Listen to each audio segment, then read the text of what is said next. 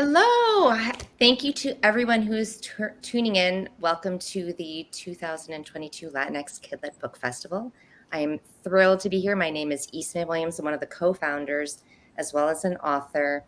And I'm just so astounded that everybody is here. Before we get started, I want everybody to please take a moment to read our anti-harassment policy, that the link of which should be in our chat box. And then just another quick program announcement. Please don't forget to subscribe to the Latinx Kidlit Book Festival YouTube channel. And if you happen to be an educator or a librarian, head over to our website. We have an educator tab that has all sorts of information that will help you bring the festival into your classroom, as well as enter to win a classroom set of books and a new initiative, which is to have a virtual author visit. So that is my programming announcement. And now I am so thrilled to introduce our wonderful guests, Pam Muñoz Ryan, as well as Jacqueline Alcantara. Let me give you guys the official bios. And then I'm gonna also, a big shout out to SCBWI, but I'm gonna introduce our participants first. So Pam Muñoz Ryan is an American author and the 2018 U.S. nominee for the International Hans Christian Andersen Award. She's the author of Echo, a Newbery Honor Book, and the recipient of the Kirkus Prize. Pam has written over 40 books, including the novels Esperanza Rising, Becoming Naomi Leon, Riding Freedom, Paint the Wind, The Dreamer, Echo, Mañana Land, and most recently Solimar. She's the author recipient of the National Education Association Civil and Human Rights Award, the Virginia Hamilton Literary Award for Multicultural Literature, and is twice the recipient of the Puda Belpré Medal and the Willa Cather Award. Thank you so much for joining us for this Multicultural Publishing Bootcamp. Thank you. It's an honor to be here, and it's really always a pleasure to support SCBWI that has been a part of my life for many years. Excellent. And then our other wonderful, illustrious guest, Jacqueline Alcantara, is a freelance illustrator and educator who spends her days drawing, rehabbing houses, and adventuring with her dogs. Jackie focuses on children's literature and specifically pursues projects featuring diverse main characters. In 2016, she won the We Need Diverse Books Campaign Mentorship Award and is excited to be working to promote inclusiveness and diversity in children's literature and the illustration field. Jackie's books include The Field, written by Baptiste Paul, which won the Sonia Lynn Sadler Award. Sorry if I'm butchering that name. Freedom Soup, written by Tammy Charles, which received 4-star reviews and was a Junior Library Guild IndieBound and Amazon selection in 2019. Jump at the Sun, written by Newbery honoree Alicia D. Williams, and Your Mama, written by Nonieka Ramos. Jackie also illustrated the gorgeous cover for Pam's newest novel, Solimar. So thank you so much, Jacqueline, for joining us. Yes, thank you for having me. Very happy to be here. There it is. There's the cover. There it is. There's that gorgeous cover. And then another huge shout out to SCBWI. Like Pam, I would not be here today if it were not for SCBWI. So I am somebody, so a little bit more about my background. I was not the person who always thought, oh, I want to be a writer. I'm going to be a writer. I was the person who always loved reading and always loved books. But I went to medical school. I became a pediatric cardiologist. I had my 3 kids. And then at some point, I just got bitten by the bug. And it was because I picked up a book. And after not having read fiction in about 11 years, because I was studying medicine, and I was just swept away. And I thought, this is like a superpower to make a reader feel like emotions. Like, I would love to be able to do that. And so that's how I was bitten by the bug. And then it took me 6 years before I was able to publish my first novel. And it was through SCBWI, because a friend of mine who is a published writer was like, have you heard of SCBWI? And I was like, wait, what? Can you say that slowly so I can write it down? And my friend Carolyn Mackler was like, oh, you need to go to the conferences. They're amazing. You will learn everything you need to know on how to become a published writer or an illustrator. And so I went to all of the conferences that were here in New York City, because I live in New York City, and they were incredibly educational. And not only that, I found a community of writers that supported me in my work. And I could go on and on. We could spend this entire time probably gushing about the wonders of SCBWI. So if you are a writer or an illustrator, whether you're pre-published or published, I highly recommend SCBWI. Check out their website and consider joining if you are not already a member. All right, let's get started. So this panel, this discussion is really targeting writers and illustrators, and we are going to discuss multicultural storytelling. And I'm so thrilled to have both an author and an illustrator here, because I think this is going to be a very unique opportunity to discuss these different elements and how they are all woven into storytelling in general. But I wanted to first start out by talking about the why. Like, why is it that we're even having a session on multicultural storytelling, besides the fact that it's Hispanic Heritage Month and this is the Latinx Kidlit Book Festival? But why is that important? So I wanted to throw the question to both Pam and Jackie. Why are multicultural stories important to you, and why do you think they're important to readers in general? Do you want me to start? Go for it. Well, first of all, I didn't know that they were important to me because I grew up during a different generation than Jackie, and probably you too, or many of the people that are watching or aspiring writers. And it was during a time when really, libraries were pretty pedestrian. School libraries I don't even know that there were school libraries per se, but the collections in classrooms were very limited. And so it really didn't occur to me. I don't think that I wasn't being representative, or it never really dawned on me that I didn't see my family's situations, and people weren't speaking Spanish and they weren't eating the kind of foods that we ate on the weekends. And so I think I was just either too naive or not self-actualized enough to realize that there was a marginalization going on. And it really wasn't until I went away to college that professors started speaking about multicultural literature, and it was, opened my eyes. And then after I wrote Esperanza Rising, the letters that I received were so from students and from teachers were so revelatory about what it meant to them, but not only what it meant to children who were Latino, but from children who were not, who said, I read this book and I never knew those things until you told them to my eyes. So all of a sudden, vicariously, through that experience, I was like, this is why it's so important. It's important for both sides, not just for the person being represented in the story or the culture being represented, but for the person that is not being represented to be able to have a larger worldview. Yeah, I mean, completely agree. And I feel like it's kind of interesting. Like, I didn't also kind of go into it really at the forefront of my mind being like, I'm going to make diverse books, like at all. I just wanted to illustrate. I wanted to just be able to kind of wake up and do that every day. But when I kind of started to try to break in, was also into the industry, also very luckily happened to be when We Need Diverse Books started, really started to kind of take off. And a lot of things were kind of just, becoming a lot more aware to me. And then in thinking about it, you're like, oh my God, yeah, like how, the stories that you connected with as a kid and the stories that you wish you had, and thinking about those characters and not necessarily seeing people illustrated that looked like you or with your hair, your skin, or your style, or anything like that. And but I have to say that my mom was a teacher as well, and she was a bilingual teacher and wrote and did her own illustrations for a lot of the books that she, because she couldn't find those resources for teaching her. So she was a big lover of picture books, and we, I think, probably had a larger collection of multicultural books than the average kid would.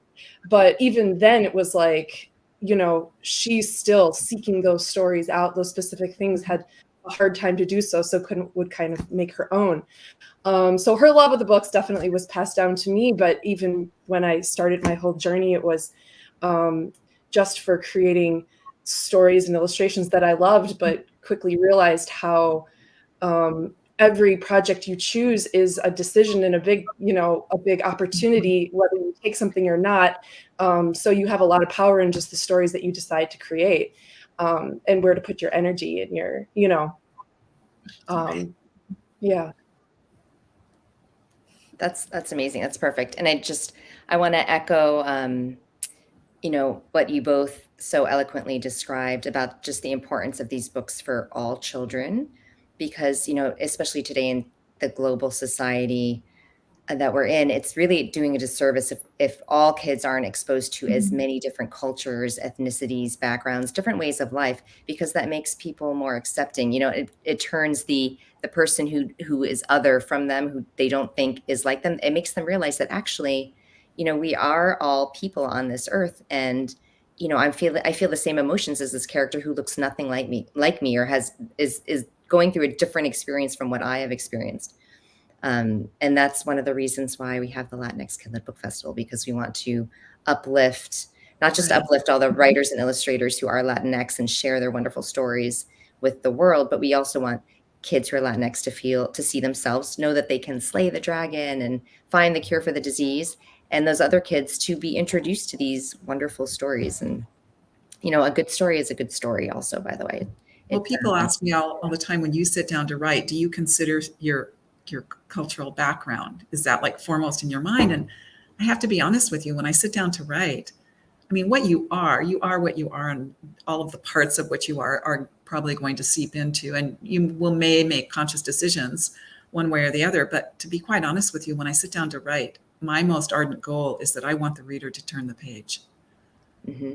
And that becomes all consuming for me. No, it's true. It's the power of a good story can do so much. So this is a good. So my next big category of discussion questions is getting into the how. Like, so how do you guys do this? How do you? And we can start again with Pam. So how do you start? You always getting a little bit more specific. Mm-hmm. How do you get these stories that make the readers turn the page? Do you start with characters? Do you start with plot? Do you start with an idea? Is it different for every book? Yes, and yes. I wish I could tell you that I had a very, that my process was really specific. For me, it's more of an evolution than many. But you've talked to 100 different writers, and you're going to hear a lot of different ways that they approach a story, a novel. For me, in almost every case of all my novels, my story, that first scene has come to me, whatever that first scene was. And that first scene gets rewritten probably, hundreds and hundreds of times, but it's almost always the same. And and my books are very character driven. So it's usually the character and somebody else or a family member or what. And I, start at the beginning and I start writing that first scene. And then the next day I go back to the beginning and I reread and I edit and I read, and then I add a little more. And then the next day I go back to the beginning, and the next day I go back to the beginning. And I'm always I tell people I'm not a writer, I'm a rewriter. So for me, that the initial impetus for the book comes in a scene, in an opening scene. And for whatever reason, that scene comes to me in my mind. Is that helpful? I think that's very helpful. I think that's very cool. So are you, but when you write the scene, do you start writing just with the scene, or do you do any other work ahead of time? Like, do you plot out anything, or do you write out like character sheets and make sure that they're embodying these different elements that you want them to have, or does that sort of evolve with the writing and the rewriting? Yeah, I can do those things. And sometimes if I stop and I'm not inching forward like I would like to, then maybe I will do those things as an exercise, but I'm not married to them. Mm-hmm. So like I said, for me, it's more of an evolution. I always have that opening scene, and I always know the emotional resolution I want at the end of the story. Like somebody's going to be reunited or something's going to happen. I know that opening scene and that really the grand resolution that I want. And how I get there is always as much of a surprise to me, I think, as it is for the reader, because I don't always know that ahead of time. Sometimes I stop in the middle and make a list of things that should and could happen, or do a character sketch or something like that. So yeah, I do those things as exercises along the way. So it sounds like you're a little bit of a pantser. Would you characterize yourself that way? Or? I'm a pantser, yeah. Oh, nice. That's so cool. And Jackie, how about you? When you're going to illustrate, like, what is your approach? Do you have a method or? I mean, yeah, of course, but I agree, it changes every time as well. You know, I think your point of entry can kind of change every time, but I feel like in terms of illustrating other people's stories, it's interesting because it's like you get a little bit of a launch pad, you know, like you're not starting with a blank page. You're not starting with that like daunting, what do I want to say? What do I, you know, all of the possibilities. You get a beautiful manuscript to start from. But so like for me, I mean, it was kind of at least like I knew I wanted to do something artistic, but I didn't know what I wanted to say. So I love illustrating because now I'm figuring out a little bit more like what I want to say, you know, to the world. But like there's so much room to bring yourself to each story, even though you're working on somebody else's, that it's like a truly beautiful experience to kind of take what is usually 500 to 1,000 words and just take all the layers that are already written in there, whether teeny tiny details or large themes, and as an illustrator kind of just play with those things and let them, you know, develop into like a visual narrative and develop the characters with your own experience, with just, you know, research, of course, all of the things, any sort of outside influences that you might see that day or walking down the street or whatever in your daily life, and kind of incorporating all of that into the artwork. But, you know, I don't think that it's often like thought of that you're kind of told exactly what to illustrate page to page to page. And that's luckily not true at all. You get so much freedom to kind of bring yourself into a story. And I think that that's the thing that I've really learned, like, is kind of amazing with this, how much I learned about myself in the process, you know, like even just not kind of entering this field like at all, knowing that that was going to be something like a big takeaway, but having the ability to connect with all of these characters and learn so much about my own, you know, experience and my own self, and in the process of kind of creating all of these books, that is like a beautiful treat that didn't really know was part of the whole thing.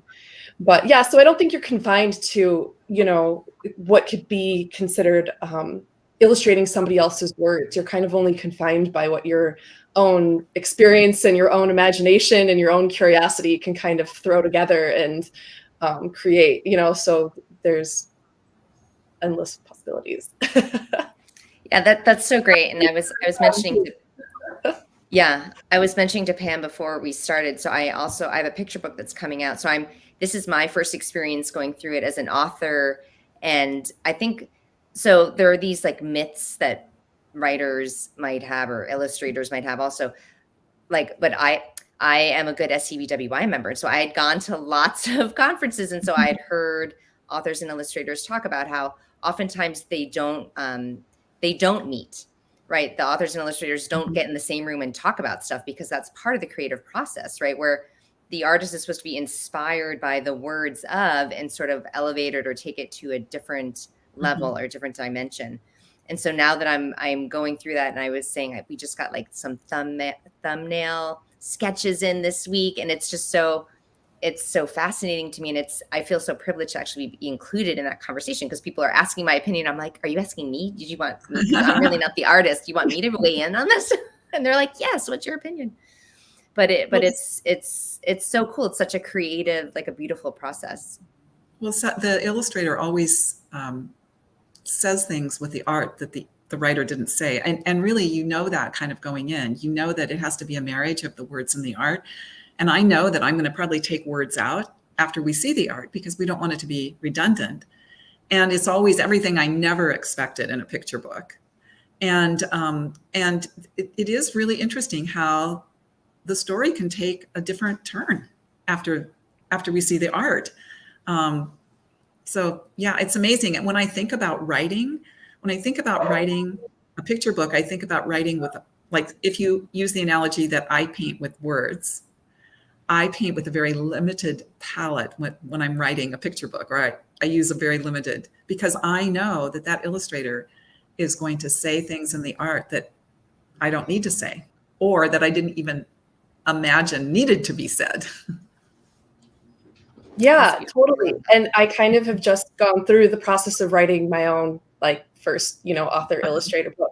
And even knowing that, yeah, I'm very excited. But even knowing that process, and from my own experience, like, I still, had to write all of that stuff out, like, just kind of understanding my own process as a now writer too. Like, I wrote all of those descriptions and everything way more than I knew in there, and even visuals that I had in my head. But for whatever reason, I just, even knowing that, I, like, kind of had to get that out and then pulling back, like carving away. But it was even difficult for me to kind of cut so much, just kind of from the opposite experience of not having a manuscript kind of land on my, desk, beautifully done. I've all, the extraneous stuff already cut, having to do that yourself is really hard. Even knowing that, even kind of knowing from my end as an illustrator that it's really important.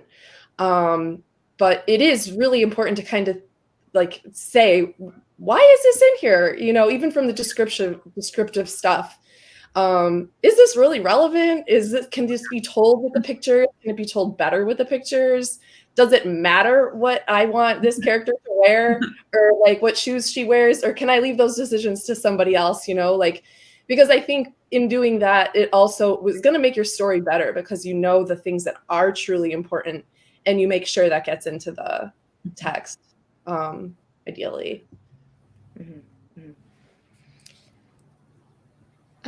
So, like, jumping off of that, putting in, like, specific details, like, let's get down a little bit to the nitty-gritty and back to the whole multicultural aspect.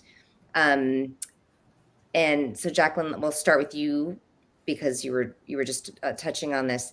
So how do you approach both the writing of the picture book and the illustrating of the picture book, incorporating those multicultural elements? Are you actively thinking about those, or are those things that just naturally come in because of your background, because of your inspiration? I think, certainly both, depending on the story. Like,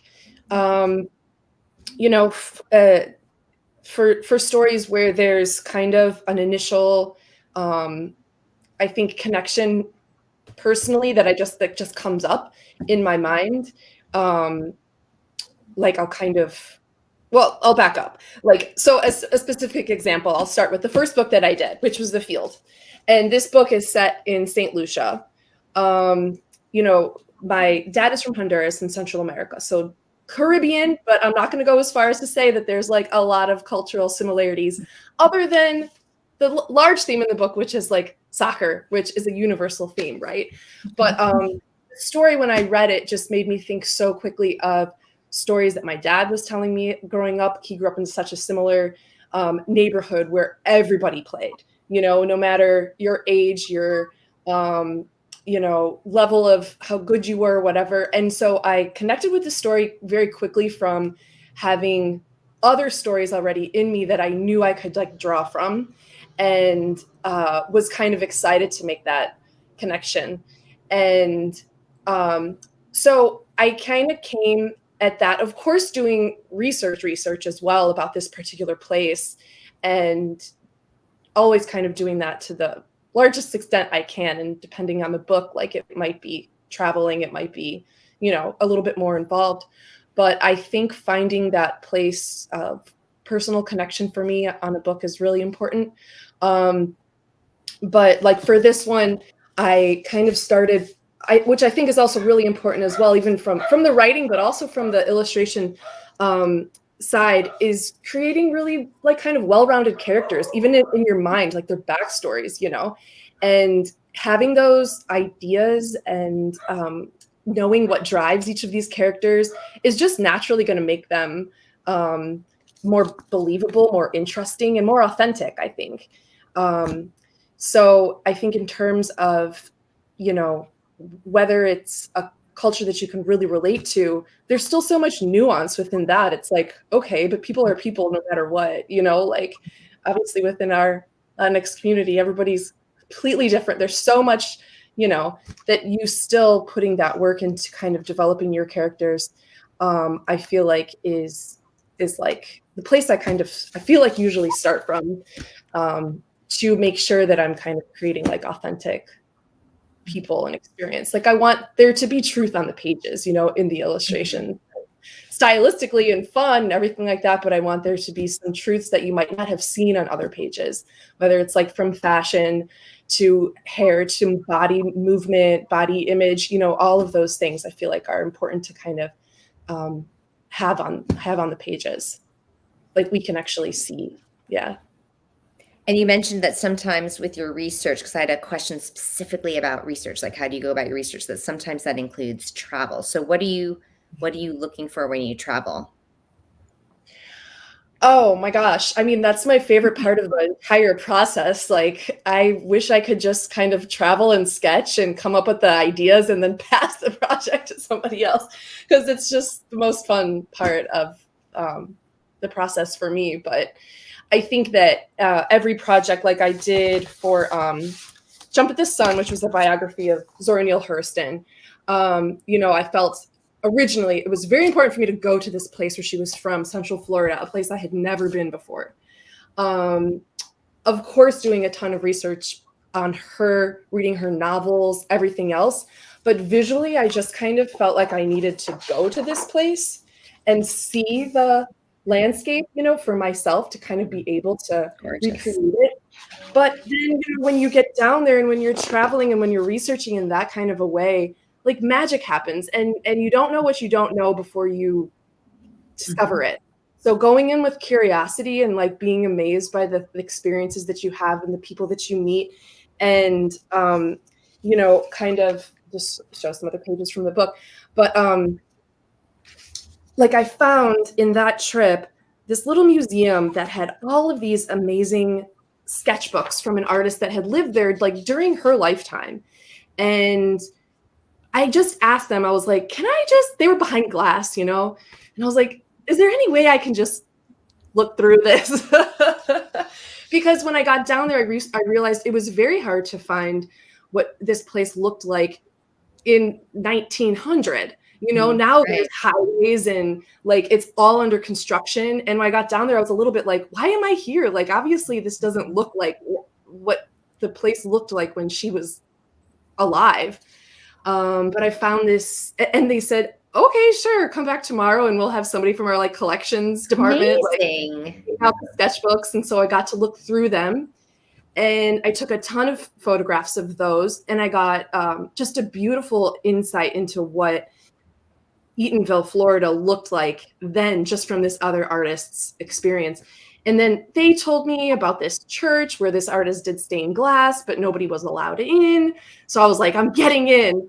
And so then, you know, met somebody that kind of snuck me in. And then I met somebody else that lived in the town that told me all these beautiful stories. And so in that sense, got to know the people that currently live there. But this book and her work is just so important about storytelling and the community and meeting the people. So I felt like that experience and was just so perfect for me to be able to kind of really understand this culture. And even 100 years later, you know, that culture is there. So if, you know, I guess that's an example, but when possible, I'd like to kind of try to immerse myself, and especially if it's something very outside of a experience that I've had, or, you know, but I think even within stories that you feel like you can connect with them, it's sometimes maybe even more important to kind of do a little digging and discover some sides of things that you haven't known before. But yeah, That's a great point, actually. Sorry, Pam. Oh, no, that's okay. It's actually ties in really well with what I was going to say, is that because we started talking about traveling and going to the culture if you can. I mean, you know, when you decide on your character, your topic, you know, sometimes you can't go back in time. But I mean, I like for The Dreamer, I went to Chile and went to Neruda's homes. But you find you go with a kind of a general idea. I'm quote doing research, but you really don't know what you're going to discover, and you often find out things even about the culture, like the Chilean culture, and the way that the children say things that I would hear kids on the street talking that is different from like Mexican Spanish or the kind of Spanish that, you know, you pick up all of these little things, and so you're sort of absorbing all of this. And I mean, like for Echo, I went to Trossingen, Germany, to the harmonica factory there, and there's just you know, I like what Jackie said. You don't know what you don't know, and what you're going to discover. I mean, I think about so many of the books, like Becoming Naomi León, going to Oaxaca for La Noche de los Rábanos, the night of the radishes, where all the wood carvers carve all the elaborate scenes. But going there and experiencing it gives you so much more authenticity. And you can't really presume either that all Latinx cultures are the same, because they're not. They're all so richly different. And so sometimes, you know, our stories and our characters take us into those worlds. Also, that said, I like also what she said about when you go to these places and you meet these docents of historical societies or librarians or whatever, you have to remember they're waiting for you. That's what they've been waiting for. They've been waiting for you to come and ask them, I'm doing research on this. And then they're just like such a wealth of, you know, or you call, like when Brian Selznick and I did When Marian Sang, we went, she's, you know, was the first African-American singer to sing on the stage of the Met. And we went to the Met in New York, and we made an appointment with the archivist, and we went there, and they had tables of things lined up for us to read and look at. But this is what they've been waiting for. And so those librarians and those archivists and those docents, they're waiting for you to come and make these incredible discoveries. That's amazing. That's so true.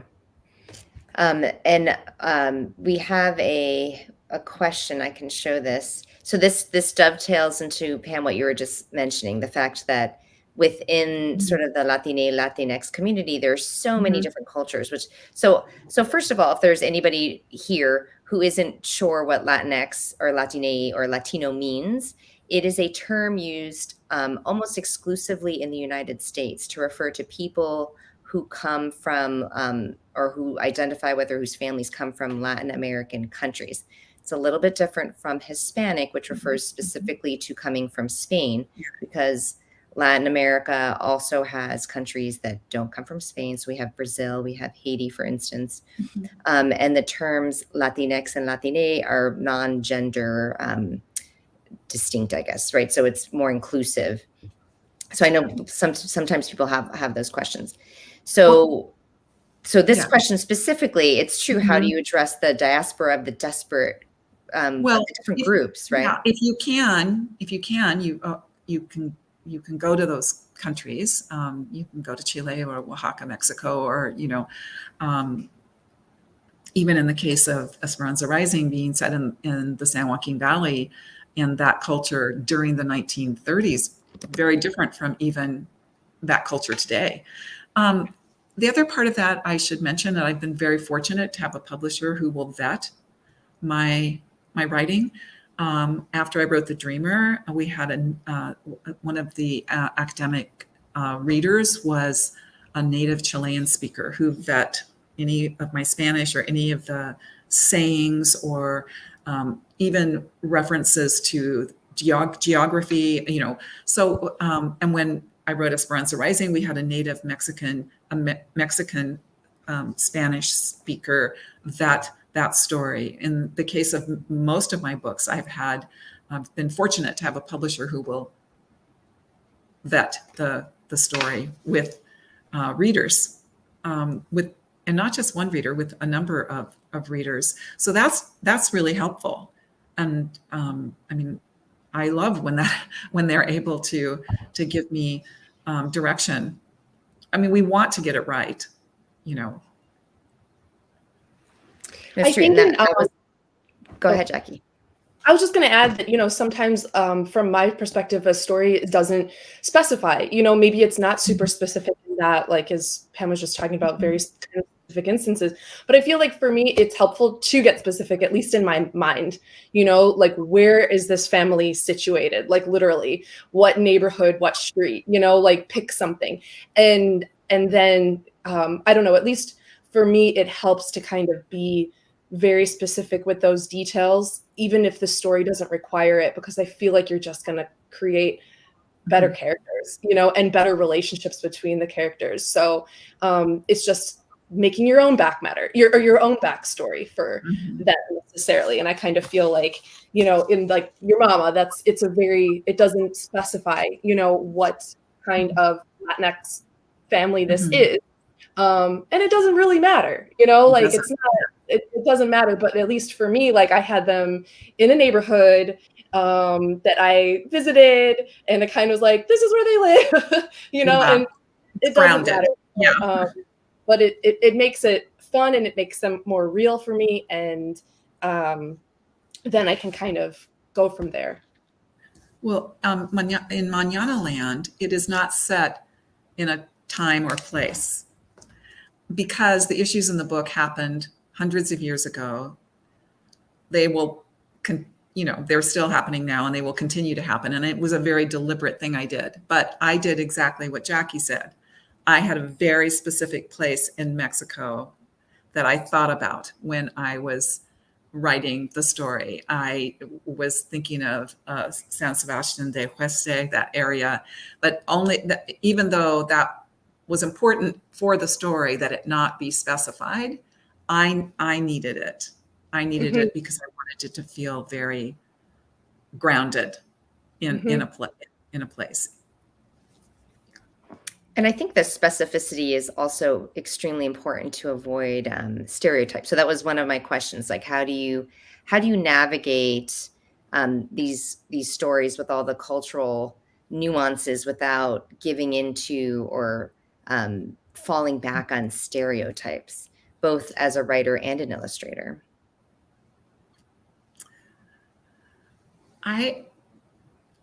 I think it might be, I could be wrong. It might be harder for the illustrator. I was thinking it was harder for the writer. That's perfect. That means you're both doing your jobs correctly. Yeah, I guess it's sort of how, I mean, you're writing the way your brain is thinking. So I think there is a dedicated effort. I mean, at least on my part, there is a dedicated effort to respect the culture, the neighborhood, the family, and not demean them in any way. You know, so that's the only answer really that I have, because and every once in a while I will my editor might query something that I wrote and say, does this feel stereotypical to you? And maybe we'll have a discussion about something. So so that also that's also helpful. Yeah, Jackie. Yeah, I think in illustrating, I kind of feel like, I mean, it's certainly something that's always on my mind, you know, like I really try to intentionally not, you know, or kind of think about your character development visually to avoid that, you know, but on the other hand, like, I feel like every tiny decision can be also a decision of connection for a person or a parent, you know, and like from like a choice of what shoes the dad's gonna wear. You know, like I loved kind of making the dad in the latest book. And I knew they were hiking up a mountain, and I was like, okay, the kid is gonna be super prepared with hiking boots, but this dad is definitely just gonna have some, like, you know, high top Air Jordans. And some, pant, like, shorts and a tank top. And I go back and forth with outfits and fashion and stuff, but I also think like every little decision is a fun one to make as a point of connection for a kid or a parent. And like, I have those shoes. My dad wears that backpack. I have that hat, like something that's like a fun and hair, like I kind of try to have a lot of different hairstyles, not resort to like a little high bun for, like, I don't know, trying to not always take the easy route out with some of those kinds of decisions to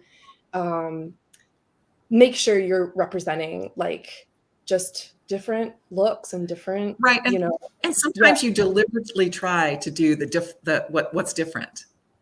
Yeah. I mean, like on Solimar, she's a princess, but I was like all over the short hair and like, because it just so seems like so many, whenever there's a princess, it just seems like they all have long hair.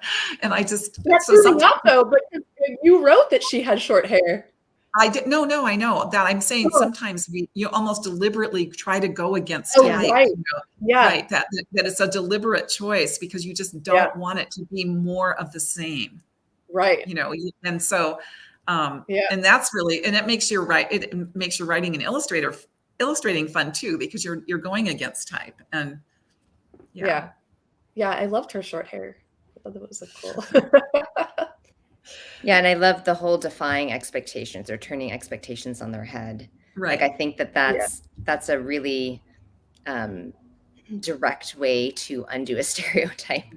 Right. So we're always trying to look at things with a fresh approach. You don't want things to be trite. Correct. And I was debating showing the cover of my young adult novel. So I did that with with Alex, this train is being held. It's a story. It's like a retelling of West Side Story where they're both Latinx. But so the character of Alex is a Dominican American from Washington Heights who's a baseball prodigy. But the twist is that, even though his papi wants him to go pro, Alex maybe wants to be a poet and go to college. Right. So that's like the twist. Like he doesn't look like somebody who would necessarily be a poet or go to college, but that's what I wanted to play with. I'll add in one last, from an illustration perspective, like the story for this one is kind of starting this dad he's just having like a lazy Saturday, and he doesn't want to go for this hike. And I was a bit worried about kind of illustrating this kind of like lazy dad, I don't know, throughout this. So I tried to also intentionally make him like scared at some points. Like there's other reasons why he didn't want to do this hike with his young daughter, was like fear of her getting injured, so I kind of tried to add in layers of his resistance, at least into some of his emotions or like some of his looks, because I would, to be perfectly honest, was afraid of kind of, I don't know how that could be portrayed. Obviously, he just wanted to watch soccer that day. But I think there's opportunities also to kind of even think, oh, why else could this person be, to just like you have a lot of opportunities as an illustrator to even play with facial expressions or body language to kind of tell what are other reasons why, other than just this one thing, this person doesn't want to do this thing. Maybe there's another reason you can show that with within the illustration. Yeah, I think that's great. And showing their the emotional backstory, the emotional motivations, and getting into those very specific details. Again, that's also what makes it so relatable, so authentic, so real. It makes it believable. It also makes the readers turn the page, right? Because they are connected then to the characters so much. I wanted to jump back because Pam, you mentioned a little bit about beta readers, and they used to be called like sensitivity readers. I've heard the term inclusivity readers. People are it's a little bit of semantics what we call them, but it is, there's the research you do before you start writing or as you're writing, and then there's the checks and the balances, right, where you have other people who might be able to see something that you didn't see.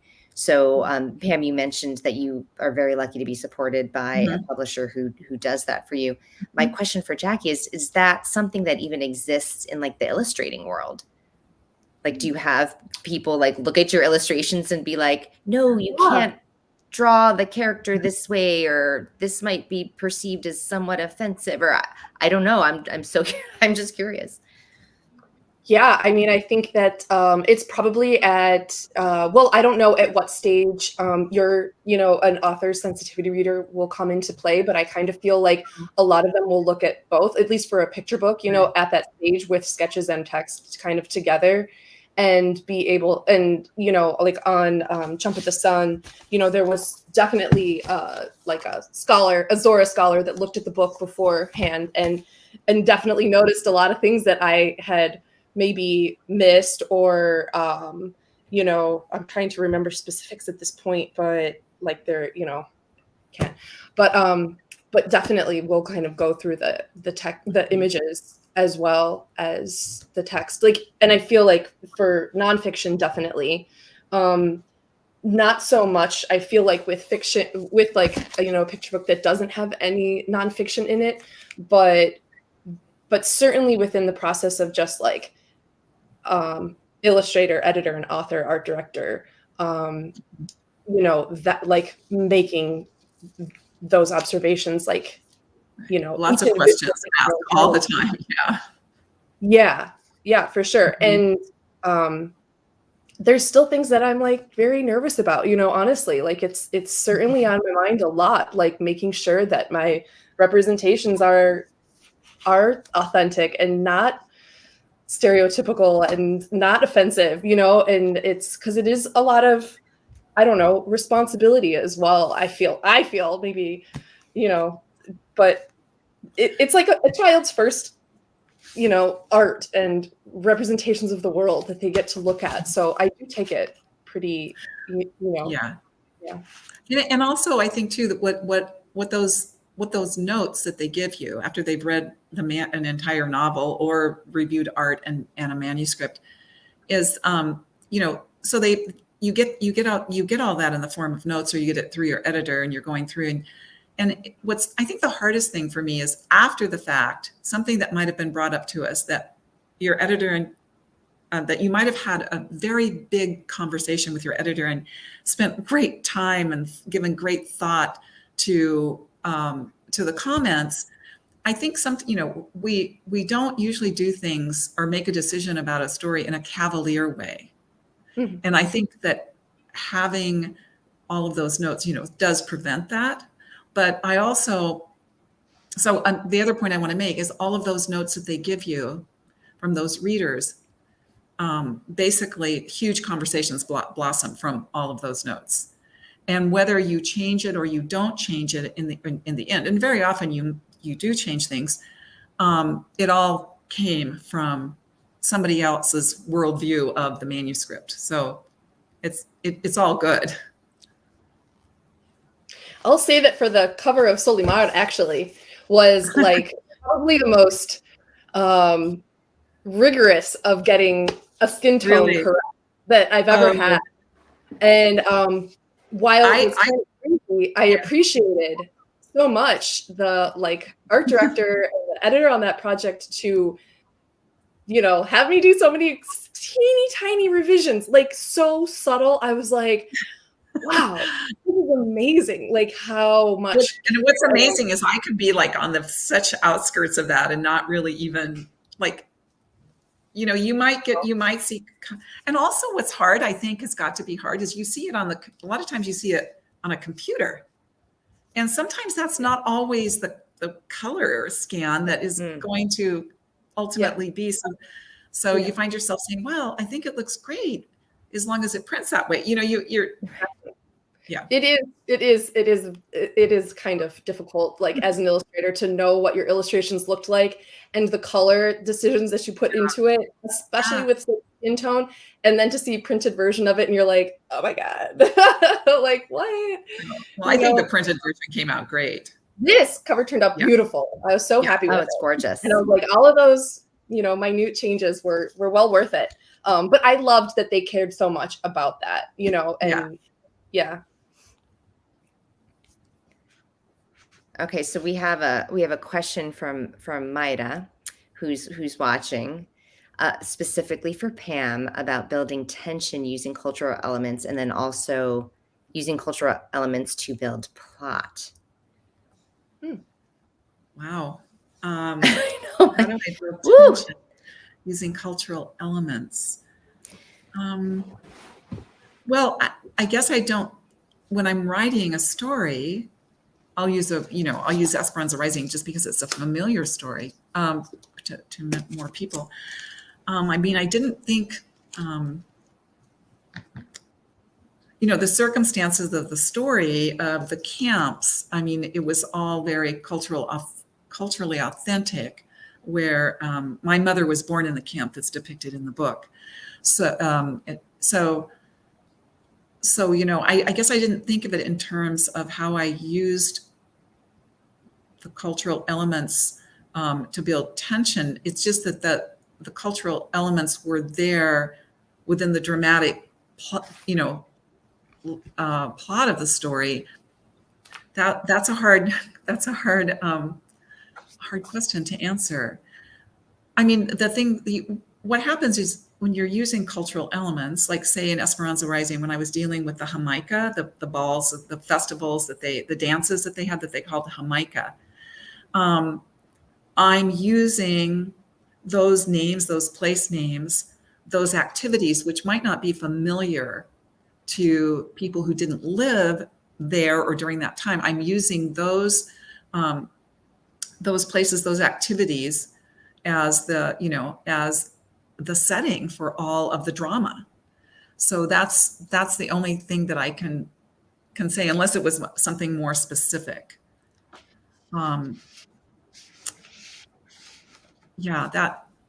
Does anybody have any thoughts about how to direct me a little better on that?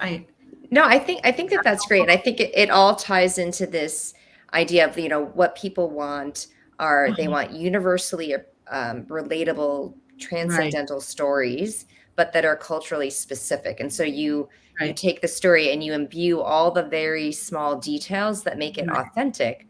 And this discussion is about it's the Multicultural Publishing Bootcamp. So it's all about multiculturalism. But, that's just one element of the detail of your character and of your story. There are other details that you have to weave in there as well.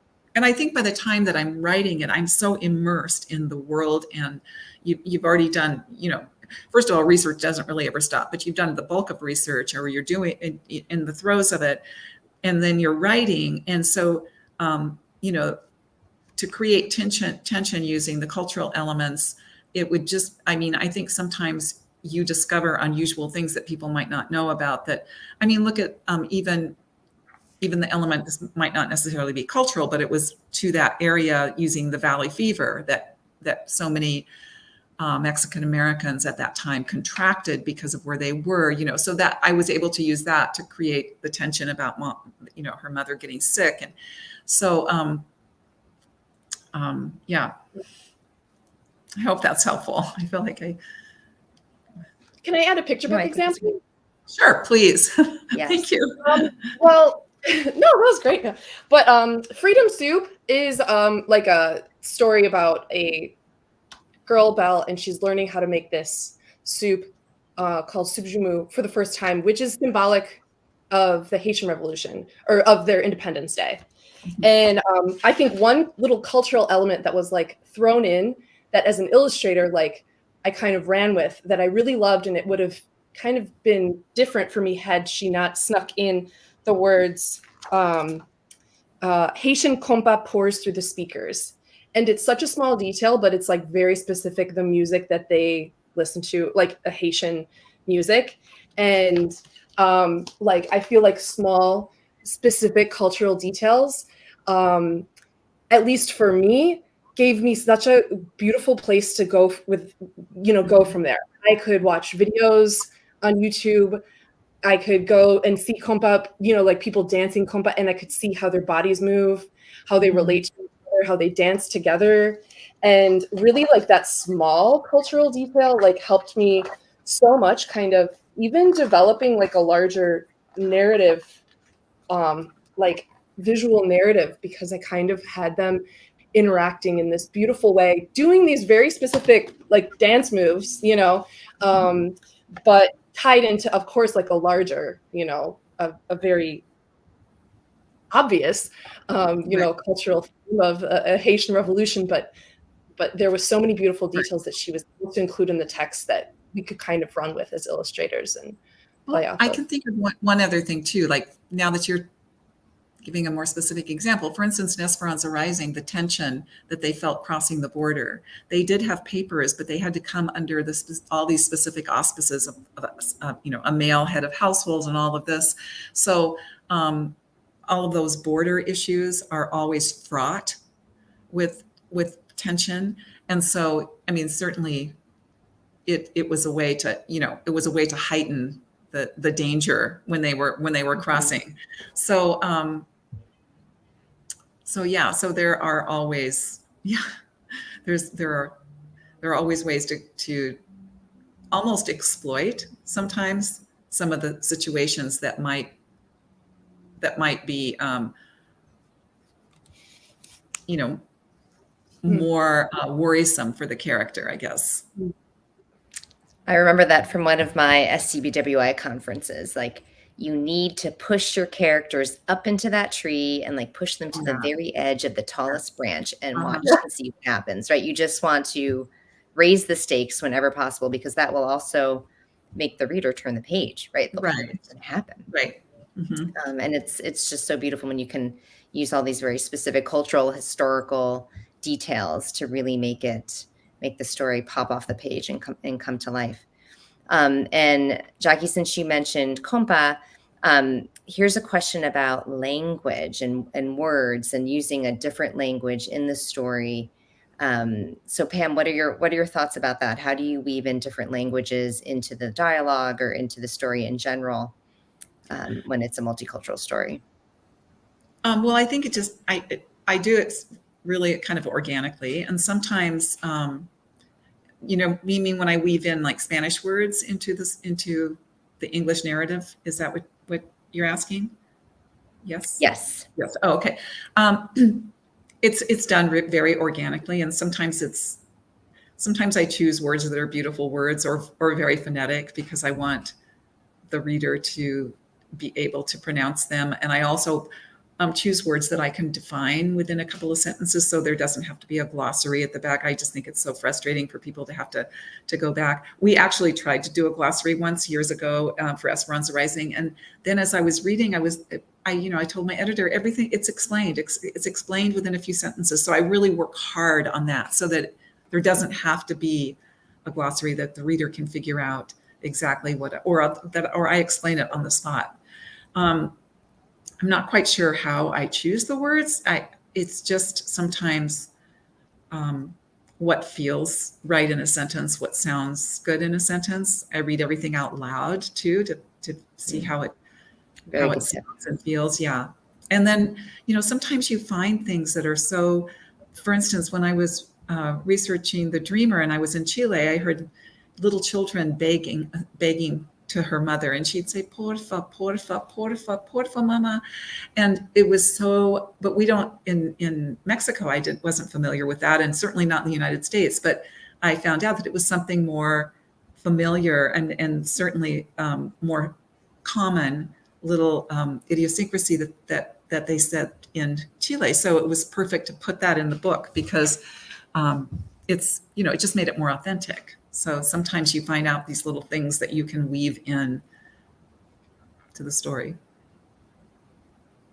And then, so I totally agree with you. I will say my first book, Water in May, which came out in 2017, this was sort of like right at the cusp of like I wrote it though in 2015, right at the cusp of the We Need Diverse books. So that book, actually, all of my Spanish words were in italics because that's what was done now. And then like very shortly thereafter, everybody was like, no, you cannot italicize.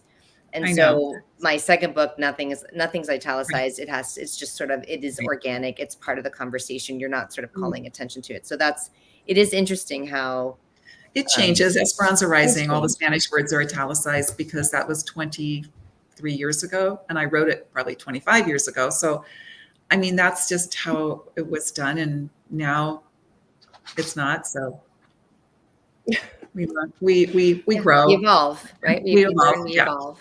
we evolve and grow. Here's an interesting question, and Jackie, I'll have you start to answer this from Inés. How has the current book banning trend affected your thinking about the stories you write and also illustrate? I don't think it would change any of my decisions to do a book or not. I mean, it's incredibly frustrating and unfortunate, thing to be happening, and like, you want to play your hair out. But it's certainly, I'm not going to make my decisions to illustrate a book based on whether or not I think it has the potential to be banned. It only gives me more kind of reason to want to get it out there, because obviously determination. It's very important to be made. Plus, how can we even imagine books that we think are not actionable in the least can be banned? So it's if you let that like dominate your decision making, it would be really frustrating. A school in a district in North Carolina a couple of years ago, you can Google it and find it, banned Esperanza Rising and One Crazy Summer by Rita Williams Garcia because they portrayed ethnic class struggles. That's what they said. So in a million years, I could have never even imagined that could be a reason for banning. So I think you have to write what's in your heart and tell the story that sometimes also the story is the one dictating that feels like it has to be told. And then just move forward.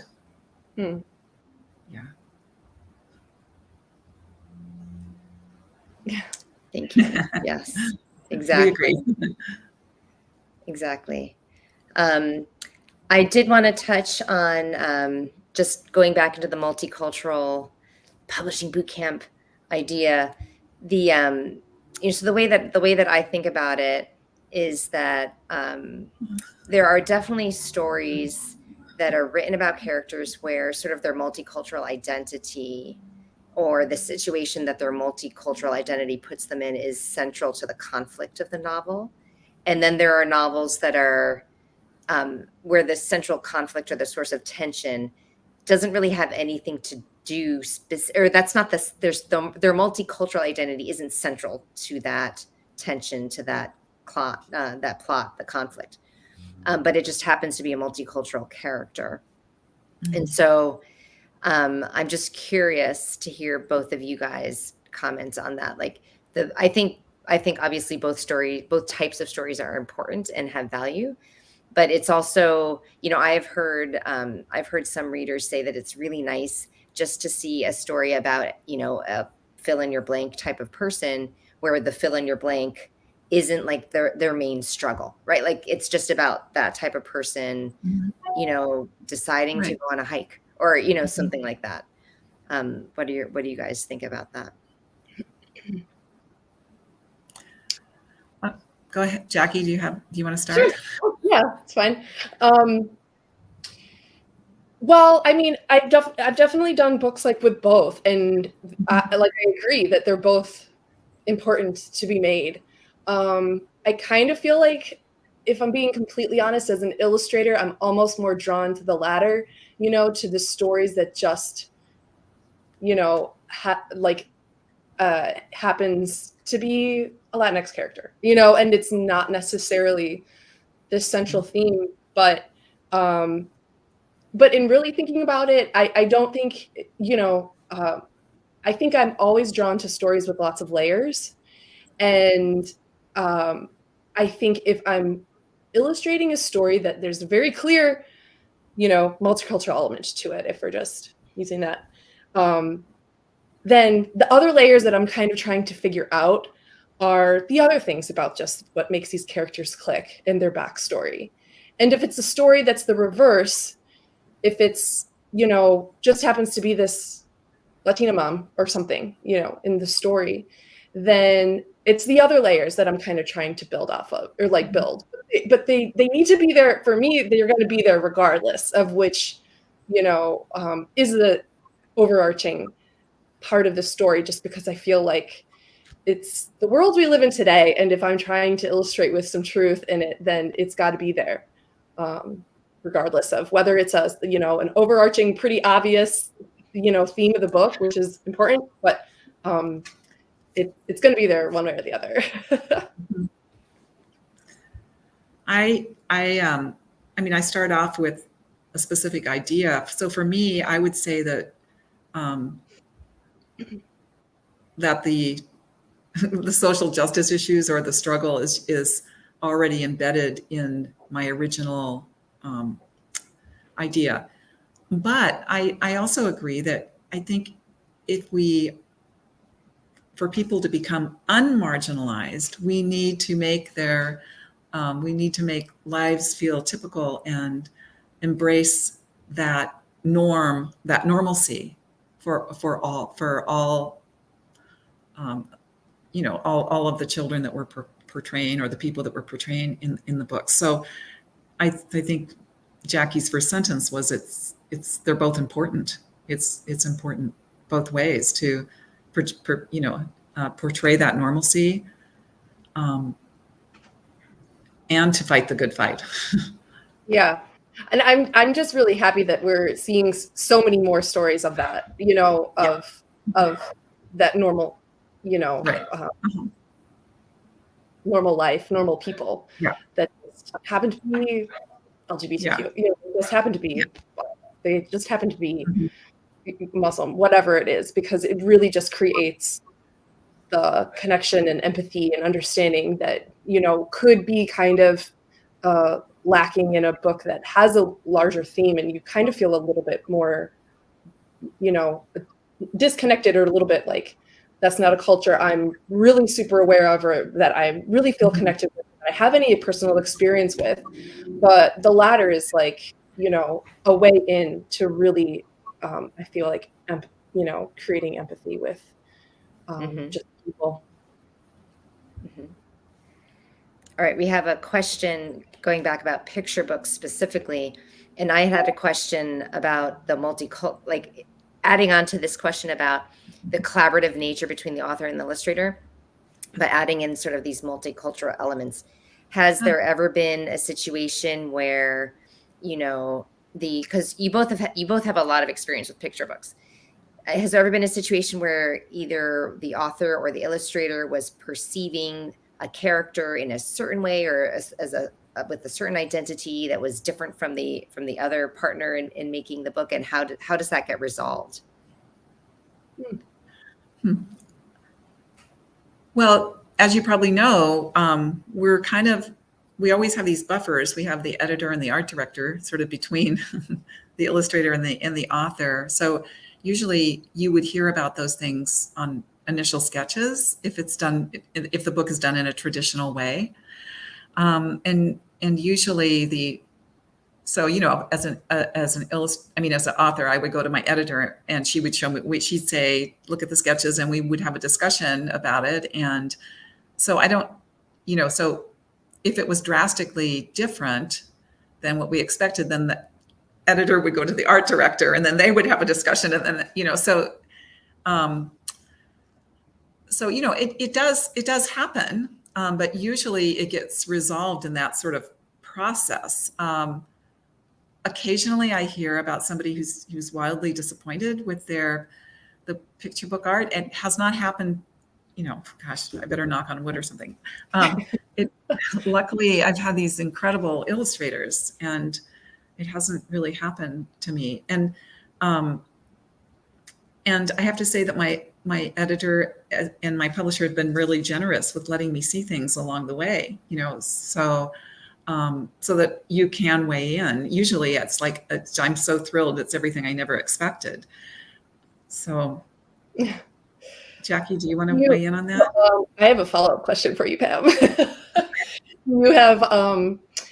Do you generally, with like your picture book manuscripts, do a lot of art notes for your illustrators, or is it just like, if it's in the text, that's what's important, And if it's not, they get the manuscript. There's never any art notes, except I do something that I think my illustrators love.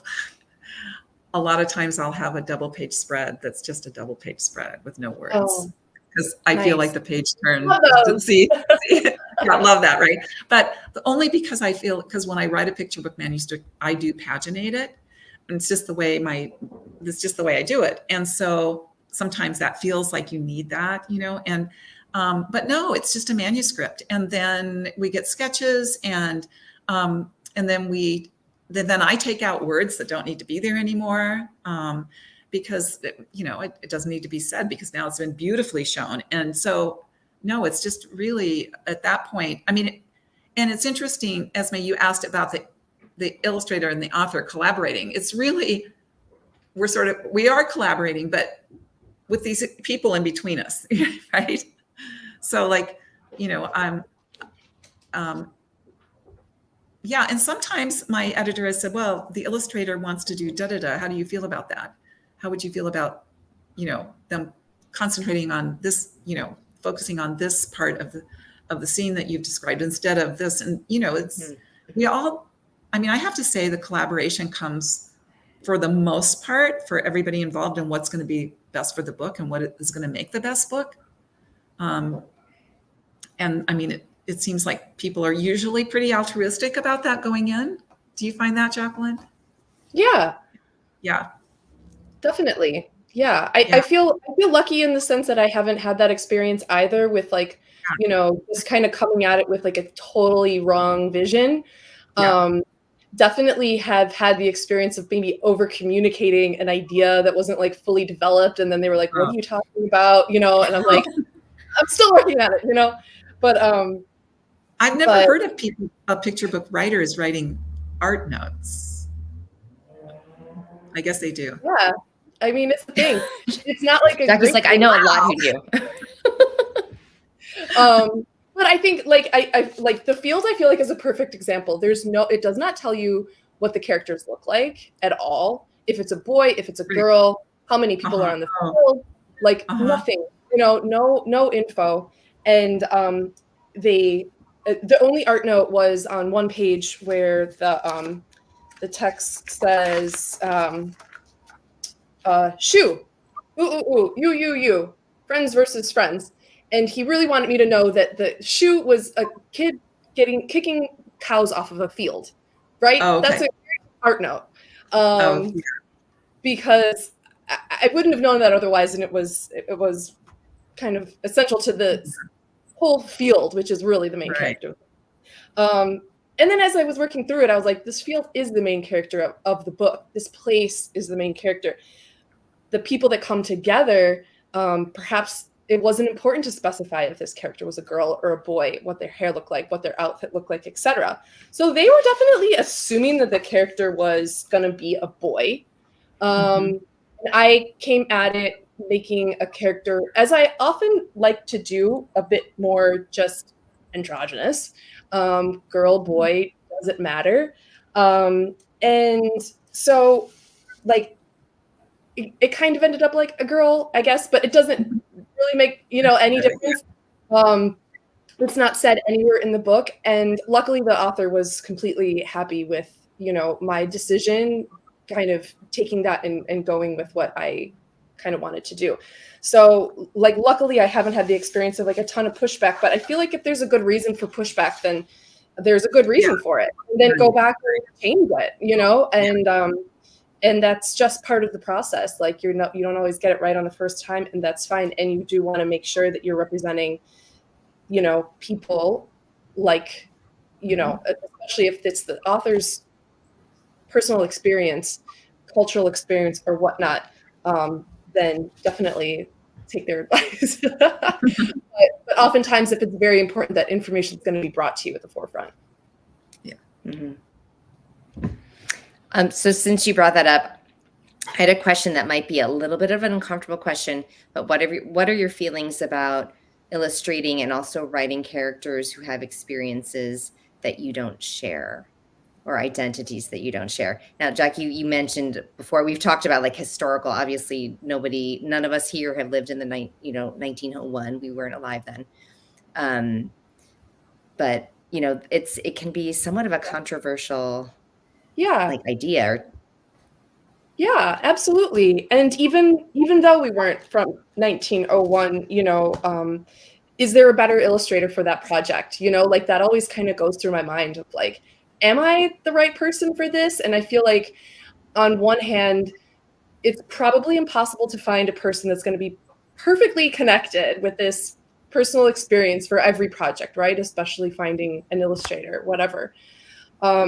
But I think it's a bit of a responsibility on you to decide whether or not this is a good story for you to illustrate.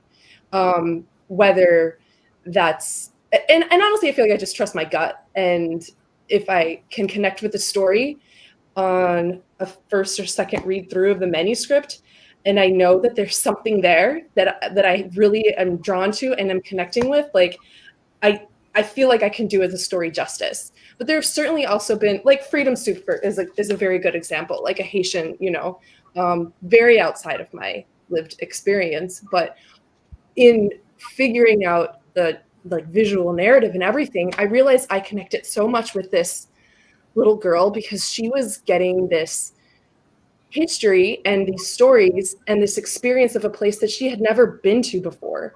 And she was living this, her grandparents and her potentially parents, I don't know, it doesn't say, but their experience of Haiti through her stories, through their house, through their food. And I had a very similar experience of, just as many of us do, having stories passed down to us from a place our parents were from.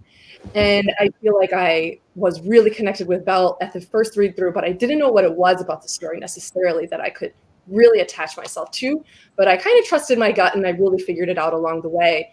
And through that, I kind of, did put in a lot of really specific cultural elements that I found through my research and through, like, as we kind of go back to talking about research and stuff, like, and how beautiful surprises happen.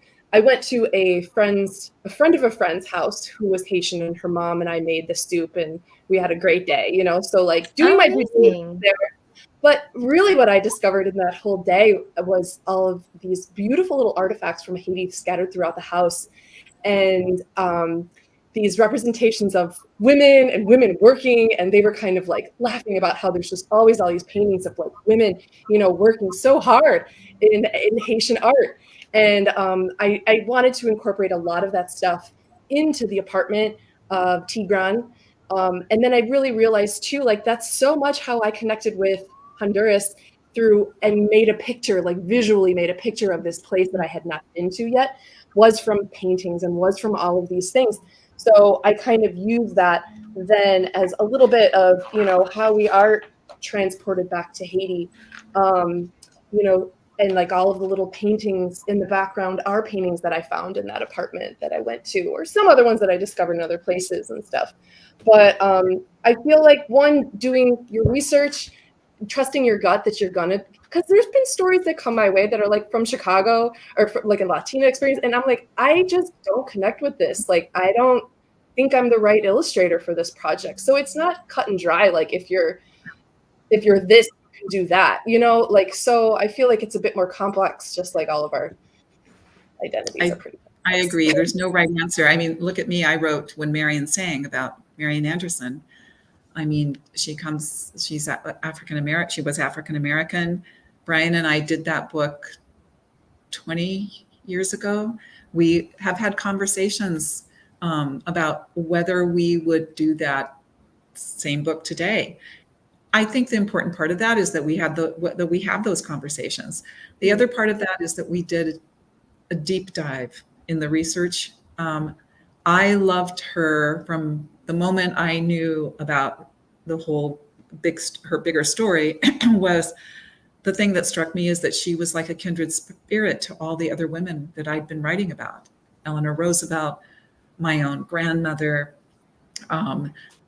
Charlotte Parkhurst in Writing Freedom. And so so many of the elements of her life were things that I cared very much about. And so, I think the other part of that is the deep dive into the research. And I went to her childhood home. We went to the Historical Society. In her childhood home, we peeled away the layers. They let us peel away layers of wallpaper in her closet to show us the one that was there when she lived in the house. So that when you see in those illustrations, when you see her in her childhood bedroom, that is the wallpaper that was in her bedroom. The other thing was that I had her her writings and her autobiographies. The thing that autobiographies that you have to be careful about is people are too modest. And so, so then it becomes the autobiographies and the biographies, but you have to sit at the table. You have to sit at their table, you can't sit at your table and from a distance write authentically about them and to what degree of authenticity will you ever be able to write? There's no way of knowing that. But you do have to get out of your chair at your table and you have to walk around and you have to sit at their table to do the best. I love that image. It's a great way to express that. Thank you both for that, for those amazing answers. Jackie, we're getting close to the end. It's hard to believe. We have a question specifically for Jackie about getting an agent as an illustrator. Any tips? Tips. Let's see. I think it's important to kind of see what other people they represent, other projects that they kind of have, what they've been involved with, and finding somebody that is a good match for you in terms of stuff that you really are trying to pursue. I feel like people like to know that you've done your due diligence in terms of knowing what they work on, and what their goals are. And like, if creating these kinds of books are really important to you, finding those agents that's also important to them. So getting specific with finding the right people that you're going to match with. It's like a relationship, and you might not get it right. Like I didn't get it right on the first time and, we broke up. But then, I'm like partner with my current agent, Adriana Dominguez, you're the best. Also I think people are really interested in illustrators. If you do have an interest in being an author illustrator, expressing that, and you might not have your manuscript or your dummy ready today, but people are really interested in taking on illustrators that do have that interest in kind of growing themselves into becoming both. And then also that you just have a lot of ideas. So even if it's just a list, write up a list of ideas that you have for future books.